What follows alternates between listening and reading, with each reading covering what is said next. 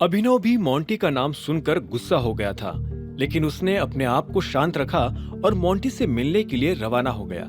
जैसे ही दोनों बाहर आए तो अलायना ने फिर से पूछा, अभिनव, तुम्हें इतना गुस्सा क्यों आ रहा है? अभिनव जानता था कि जब तक अलायना को उसके सवाल का जवाब नहीं मिलेगा तब तक वो अभिनव का पीछा नहीं छोड़ेगी। ये उसके बचपन की आदत थी। ऐसे में वो रुका और उसने अलायना की आंखों में देखते हुए कहा, वक्त आने पर सब पता चल जाएगा, और आगे बढ़ने लगा। अलायना एक पल के लिए अपनी जगह पर ही जमी की जमी रह गई। हालांकि उसे अपने सवाल का जवाब तो नहीं मिला, पर वो जानती थी कि अभिनव इस बारे में बात नहीं करना चाहता था। ऐसे में वो भी बिना कुछ कहे अभिनव के साथ आगे चलने लगी थी। ऑफिस के सभी लोग अभिनव को अलायना जैसी पर्सनालिटी के साथ घूमते हुए देखकर तरह तरह की बातें करने लगे थे। कंपनी के बाहर निकलते ही अलायना की चमचमाती महंगी स्पोर्ट्स कार वहां से निकलने के लिए तैयार खड़ी थी। गाड़ी में बैठकर जैसे ही अलायना ने इंजन स्टार्ट किया, वैसे ही अभिनव के सवाल भी शुरू हो गए। मेरे पापा की प्रॉपर्टी वैसे है कहाँ? आसपास ही है या फिर कहीं दूर? काफी सारी लोकेशंस पर है, इंडिया में भी है और इंडिया के बाहर भी। फिलहाल तो हम पुणे वाली प्रॉपर्टी पर जा रहे हैं, जो कि सबसे मेन भी है, अलायना ने स्माइल करते हुए कहा। वही अभिनव की जुबान पर एक और सवाल उठाया, हम गाड़ी से पुणे जा रहे हैं, 15-20 घंटे नहीं लग जाएंगे? अलायना हल्की सी हंस पड़ी और उसने फिर से कहा, हम फिलहाल अपने प्राइवेट एयरपोर्ट जा रहे हैं टाइगर। वहां से प्राइवेट जेट लेकर सीधा पुणे लैंड कर जाएंगे। सिर्फ 2 घंटे ही लगेंगे वहां पहुंचने में। प्राइवेट जेट का नाम सुनते ही अभिनव थोड़ा हैरान हो गया। पापा के पास प्राइवेट जेट भी था? अभिनव के भोलेपन पर अलायना ने मुस्कुराया और कहा, सिर्फ प्राइवेट जेट नहीं, एक शिप, एक यॉट, कुछ आइलैंड्स और भी बहुत सारी प्रॉपर्टीज छोड़कर गए हैं वो। अभिनव भले ही बाहर से कुछ दिखा नहीं रहा था, लेकिन अंदर ही अंदर वो ये सब सुनकर हिल गया था। उसे अभी भी यकीन नहीं हो रहा था कि कुछ दिनों पहले तक डिलीवरी करते करते जहां वो 500 रुपए के लिए तरस जाया करता था, अब उसके लिए 5 या 50 करोड़ की चीजें भी कोई बड़ी बात नहीं थी। बातें करते हुए दोनों जल्द ही एयरपोर्ट पहुंच गए और अपने प्राइवेट जेट में बैठ गए। अभिनव ने देखा कि वो प्राइवेट जेट भी अपने आप में एक छोटा मोटा घर था, जहां पर सोफे लगे थे, एक किचन था, एक बार था और टीवी थी। उसको पहले लगता था कि ये सब चीजें होने में ही जिंदगी का असली मजा था, लेकिन अब सब मिल जाने के बाद उसे एहसास हो रहा था कि इन सब में से किसी भी चीज को इस्तेमाल करने के लिए उसके पास वक्त ही नहीं था। कुछ और बातचीत के बाद कुछ ही घंटों में वो पुणे लैंड कर चुके थे। पुणे में उन्हें लेने के लिए एक और गाड़ी पहले से तैयार खड़ी थी।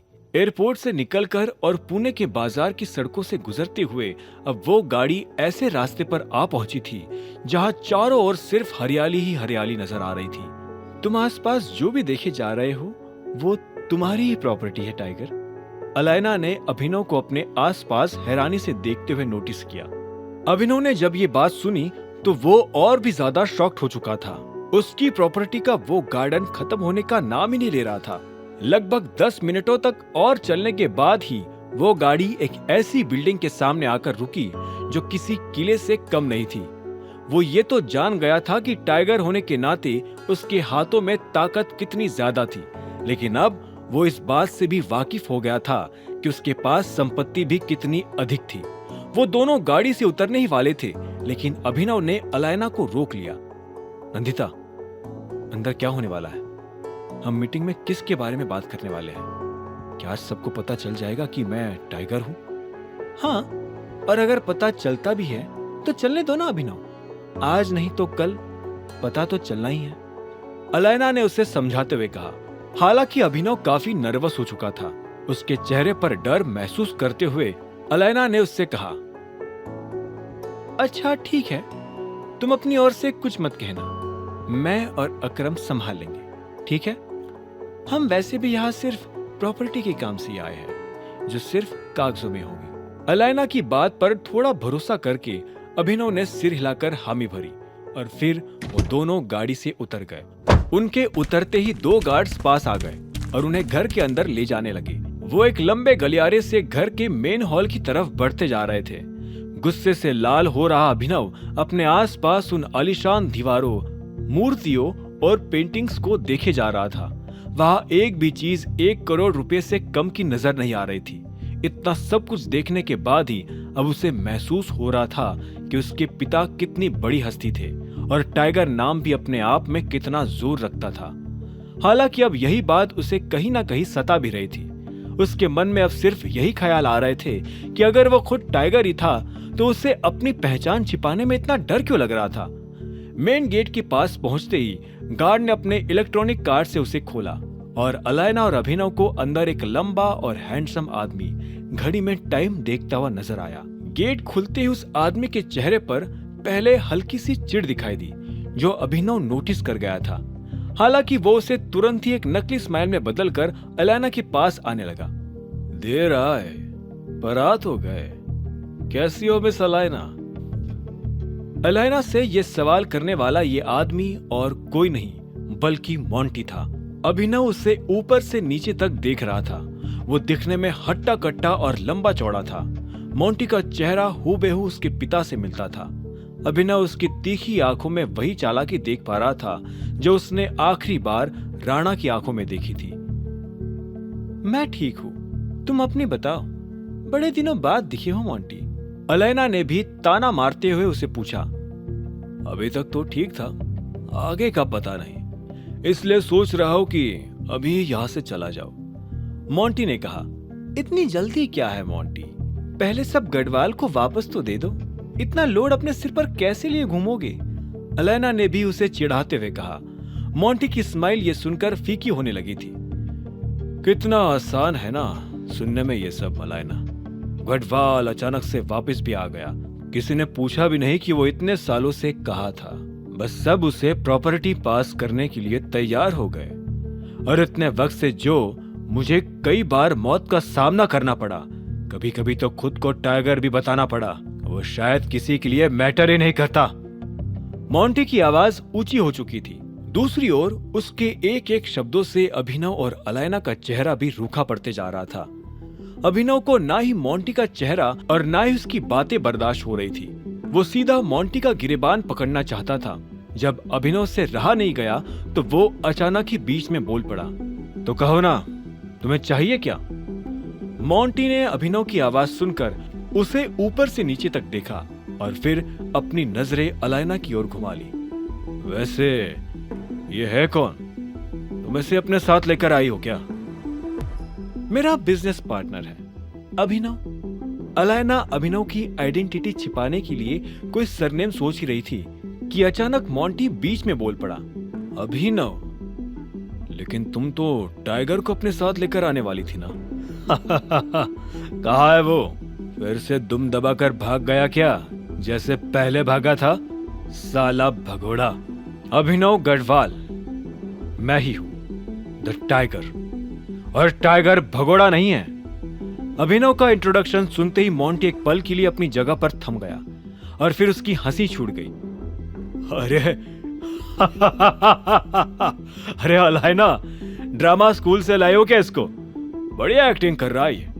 थोड़ा और अच्छे से करता तो मैं मान भी लेता कि यही टाइगर है। एक तरफ मोंटी के ठहाके बढ़ते जा रहे थे तो दूसरी तरफ अभिनव का पारा। उन दोनों के बीच अलायना घबरा गई थी। उसे लगा था कि अभिनव अपनी आइडेंटिटी आज भी छिपाने वाला है, खासकर मोंटी के सामने। हालांकि उसने अचानक ही खुलेआम अपना इंट्रोडक्शन दे डाला था। मोंटी, यही है टाइगर। अलायना ने जोर देकर कंफर्म किया। इस बार मोंटी को हंसी की जगह गुस्सा आ गया। तो मैं क्या लगा, किसी को भी टाइगर बनाकर ले आओगी और प्रॉपर्टीज हड़प लोगी? और तो अगर तू सच में टाइगर है तो इतने सालों से कहां गायब हो गया था? इतने साल तक याद नहीं आया तुझे कि तेरा बाप इतनी प्रॉपर्टीज छोड़कर गया है? बाप शब्द सुनते ही अभिनव ने पास आकर मोंटी का कॉलर पकड़ लिया और उसकी आंखों में देखकर धीरे से कहा, बोला ना मैंने, मैं ही हूं द टाइगर, समझा? अभिनव के कॉन्फिडेंस से मोंटी अब थोड़ा डर गया था। कोई एक्टर सिर्फ एक्टिंग कर सकता था, लेकिन उसमें इतनी हिम्मत नहीं होती कि वो मोंटी जितने बड़े आदमी का कॉलर पकड़ ले। Tiger, Monty please. दोनों शांत हो जाओ, किसी ने देख लिया तो गलत इंप्रेशन जाएगा। अलायना ने दोनों को एक दूसरे से दूर करते हुए कहा। अलायना, सच सच बताओ, कौन है ये आदमी? मोंटी ने कहा। अलायना ने आह भरी और कहा, बस यार, अकरम कहाँ है, अब उनसे जाकर ही मिलना पड़ेगा। अलायना अपना फोन निकालकर अकरम का नंबर डायल करने लगी और घर के अंदर चली गई। मेन गेट के पास अब अभिनव और मोंटी अकेले खड़े थे। कुछ सेकंड्स की चुप्पी को फिर मोंटी ने ही तोड़ा। कहा था टाइगर इतने सालों से जंगलों में हिरन का शिकार कर रहा था। किसी फोटोग्राफर ने तेरी फोटो भी निकाली होगी, किसी टीवी चैनल पर भी आ गया होगा तू गलती से, है ना? मोंटी ने अभिनव की ओर तंज कसा। मोंटी अभी भी इस बात को मानने के लिए राजी नहीं था कि उसके सामने खड़ा शख्स टाइगर था। अपने बाप से क्यों नहीं पूछता कि मैं इतने सालों से कहा था? अभिनव अचानक बोल पड़ा, जिससे एक पल के लिए मोंटी शॉक्ड हो गया। क्या बोला बे तू? मोंटी ने दांत पीसते हुए कहा। अभिनव उसकी ललकार सुनकर उसके और पास आ गया। एक बात सुन, मैं इतने सालों से गायब था तो मजबूरी में, ना कि मर्जी से। ये तो बिल्कुल मत सोचना कि जिम्मेदारियों से भाग गया था। मैं भागा था तो किसी की वजह से। अभिनव की बात सुनकर मोंटी ने पलक झपकाई और फिर वो बोल पड़ा, देख, मुझे बहुत गुस्सा आ रहा है। इससे पहले कि मैं तेरे दांत तोड़कर तुझे बाहर गार्डन में गाड़ दूं, सीधा सीधा बता दे, कौन है तू? मोंटी का जवाब सुनकर अभिनव भी दांत पीसकर बोल पड़ा, गुस्सा तुझे नहीं, मुझे होना चाहिए, क्योंकि तेरे बाप ने ही मेरे पिता को गोली मारी है। अभिनव चिल्ला पड़ा, जिसके साथ ही मोंटी की भी आंखें फटी की फटी रह गई थी। अभिनव के लिए ये पता लगा पाना मुश्किल था कि वो शॉक इसलिए हुआ था क्योंकि ये बात उसे पहले पता नहीं थी, या फिर इसलिए कि ये बात अभिनव को पहले से पता थी। अभिनव खुद भी ये बात बोलने के बाद मन ही मन अफसोस कर रहा था। उसे लग रहा था कि इमोशनल होकर उसने जल्दबाजी कर डाली थी। ओह, क्या बोल रहा है? मोंटी की आवाज अब हकलाने लगी थी। वहीं दूसरी ओर अभिनव एक बार और चिल्ला पड़ा, सच बोल रहा हूं मैं। जाकर पूछ तेरे बाप से कि क्या हुआ था उस रात। अभिनव को लगा कि अब जब एक बार को दबी बातें बाहर निकल ही चुकी थी तो उन्हें फिर से दबाने का कोई मतलब नहीं था। भले इस खुलासे से आगे जो कुछ भी हो, लेकिन कम से कम मोंटी को ये तो समझ आ ही जाएगा कि अगर वो सच में इस कंपनी में बुरे इरादे लेकर बैठा है तो उसके बुरे दिन भी अब शुरू हो चुके हैं। तेरा मतलब है कि तेरे डैड ने मरने से पहले तेरे बाप को मारा था? मोंटी ने अपना गला साफ करते हुए पूछा। हाँ, ना सिर्फ पापा को मारा था बल्कि मेरे ऊपर भी गोली चलाई थी। ऐसा सुनने में आया था कि वो आदमी कंपनी की सारी प्रॉपर्टीज तुझे देना चाहता था। यहाँ कर अब दिख भी रहा है कि तू सारी प्रॉपर्टीज पर क्यों बैठा है, और अब मैं वापस मांगने आ गया हूँ तो तुझे बड़ी जलन हो रही है? अभिनव मोंटी की आंखों में इस कदर घूर रहा था मानो वो उसकी आत्मा में देख पा रहा हो। मोंटी को भी अभिनव की बातें सुनकर गुस्सा आ गया। आज तक इतने गंदे इल्जाम मोंटी पर किसी ने नहीं लगाए थे।